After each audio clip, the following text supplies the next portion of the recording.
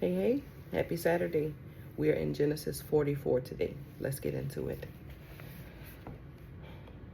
And he commanded the steward of his house, saying, fill the men's sacks with food, as much as they can carry, and put each man's money in the mouth of his sack.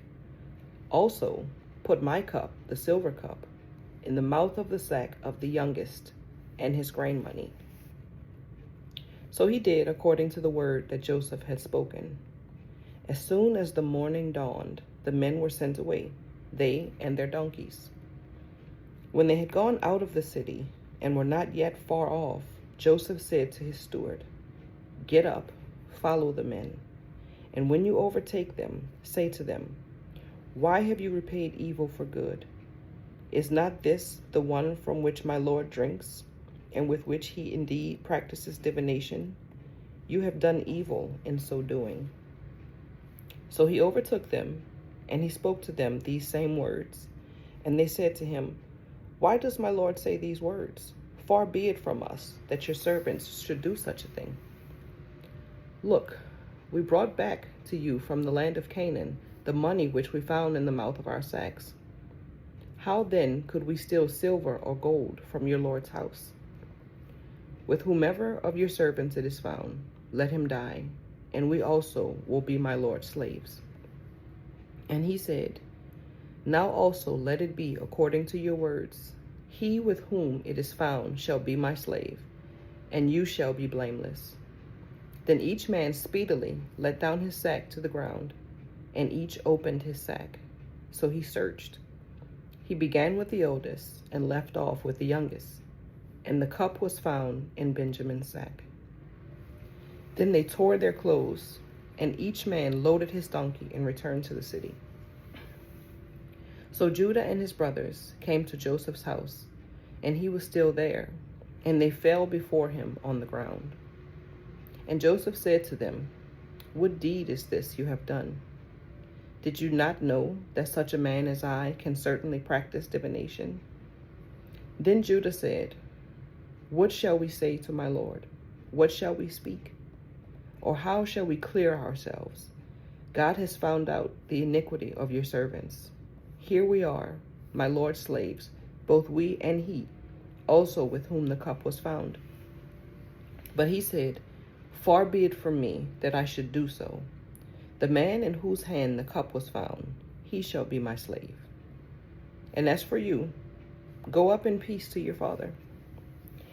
Then Judah came near to him and said, O my Lord, please let your servant speak a word in my Lord's hearing, and do not let your anger burn against your servant, for you are even like Pharaoh. My Lord asked his servants, saying, have you a father or a brother? And we said to my Lord, we have a father, an old man, and a child of his old age, who is young. His brother is dead, and he alone is left of his mother's children, and his father loves him. Then you said to your servants, bring him down to me, that I may set my eyes on him. And we said to my Lord, the lad cannot leave his father, for if he should leave his father would die. But you said to your servants, unless your youngest brother comes down with you, you shall see my face no more. So it was, when we went up to your servant, my father, that we told him the words of my Lord. And our father said, go back and buy us a little food. But we said, we cannot go down. If our youngest brother is with us, then we will go down. For we may not see the man's face unless our youngest brother is with us. Then your servant, my father, said to us, you know that my wife bore me 2 sons, and the one went out from me. And I said, surely he is torn to pieces, and I have not seen him since. But if you take this one also from me, and calamity befalls him, you shall bring my gray hair with sorrow. You shall bring down my gray hair with sorrow to the grave. Now therefore, when I come to your servant, my father, and the lad is not with us, since his life is bound up in the lad's life, it will happen, when he sees that the lad is not with us, that he will die. So your servants will bring down the gray hair of your servant our father with sorrow to the grave. For your servant became surety for the lad to my father, saying, If I do not bring him back to you, then I shall bear the blame before my father forever. Now therefore, please let your servant remain instead of the lad as a slave to my lord, and let the lad go up with his brothers. For how shall I go up to my father if the lad is not with me, lest perhaps I see the evil that would come upon my father? May the Lord add a blessing to the reading of his word. Have a good day.